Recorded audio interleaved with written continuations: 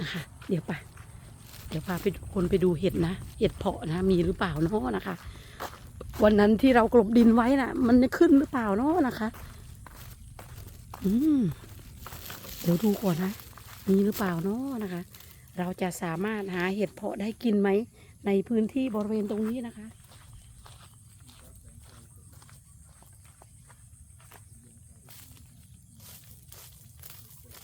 เขาบอกว่าวิธีหาเห็ดเพาะก็คือต้องขูดใช่ไหมคะต้องขูดหาใช่ไหมอืมเราจะหาเจอไหมล่ะอย่างเราต้องไปหาที่ตลาดหรือเปล่าเนาะพี่น้องไปไหนหมดแล้ววันนั้นที่กบไว้ไปไหนหมดแล้วนี่พี่น้องไม่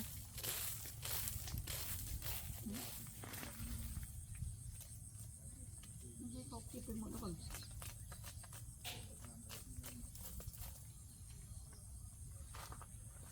ไม่เห็นมีอะไรเลยพี่น้องไม่เห็นมีเลยขายFCเดี๋ยวค่อยไปรับผู้ช่วยนะ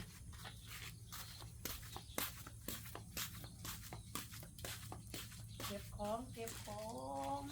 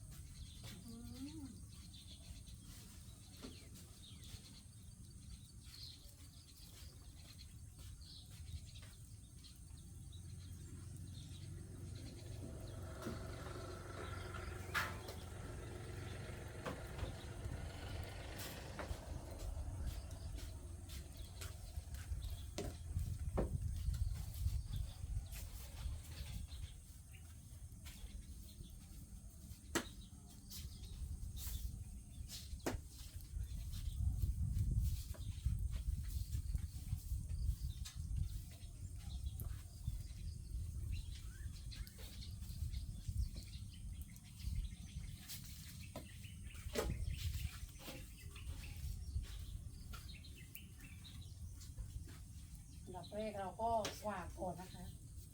เนาะค่อยถูโต๊ะตอนหลังเนาะเพราะว่าถ้าเราถูโต๊ะนะเรามากวาดตอนหลังฝุ่นมันก็จะเด่นขึ้นคืนนะ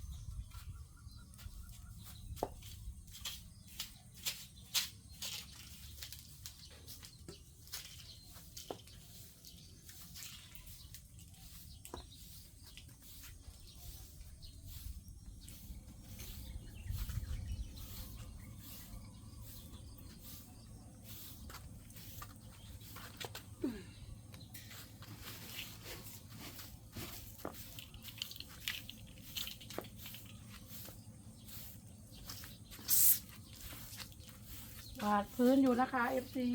ยังไม่ได้ทักทายเด้อค่ะกวาดพื้นอยู่เด้อพี่น้องยังไม่ได้ทักทายผู้ใดเด้อค่ะพี่น้องยังไงก็กดเป็นกำลังใจให้ด้วยนะคะ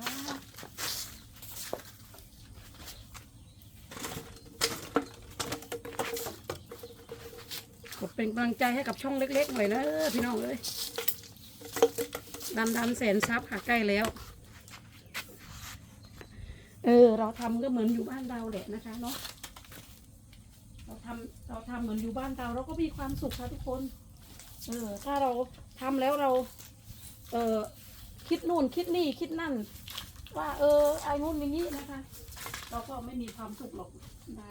ถ้าเราทำว่านี่มันเป็นบ้านเรานะเราทำให้มันสะอาดใครมาใครก็บ้านสะอาดสะอ้านดีเนาะอะไรประมาณนี้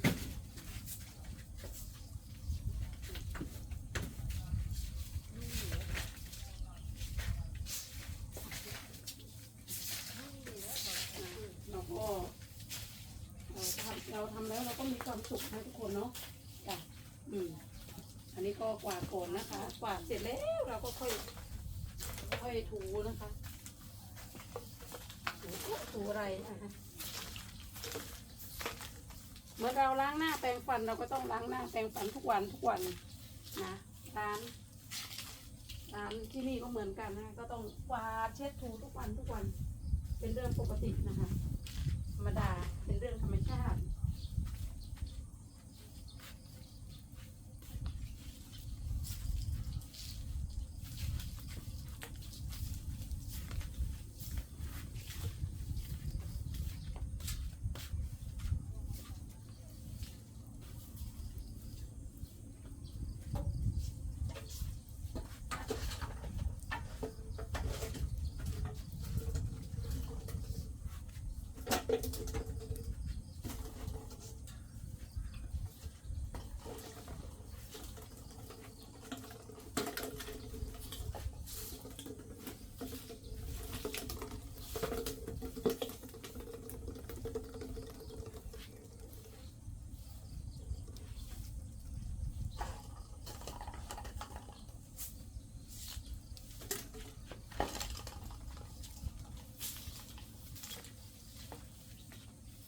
นี่วันเสาร์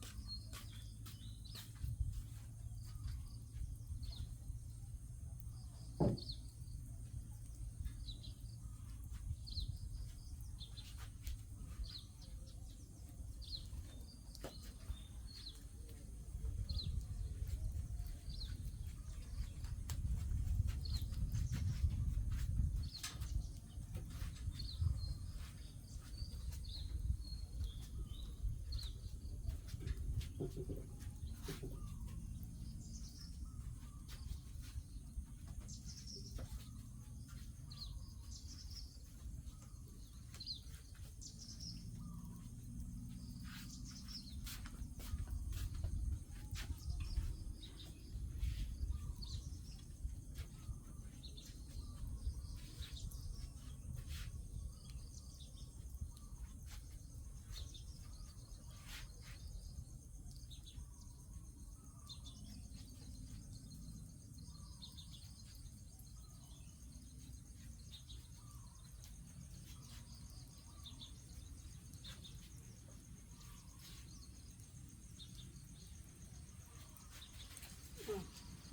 นตกมาอีกแล้วพี่น้อง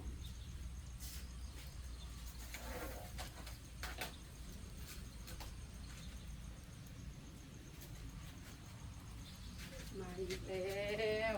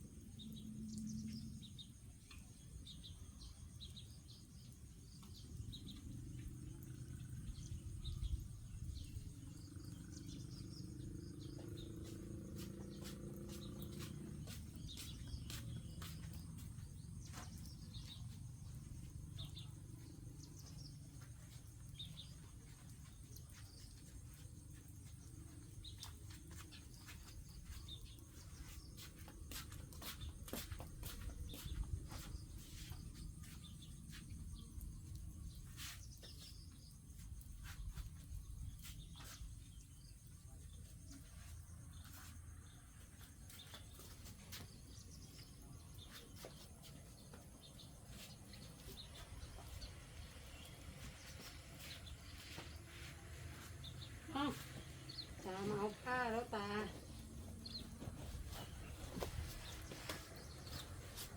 มาเอาผ้าแล้ว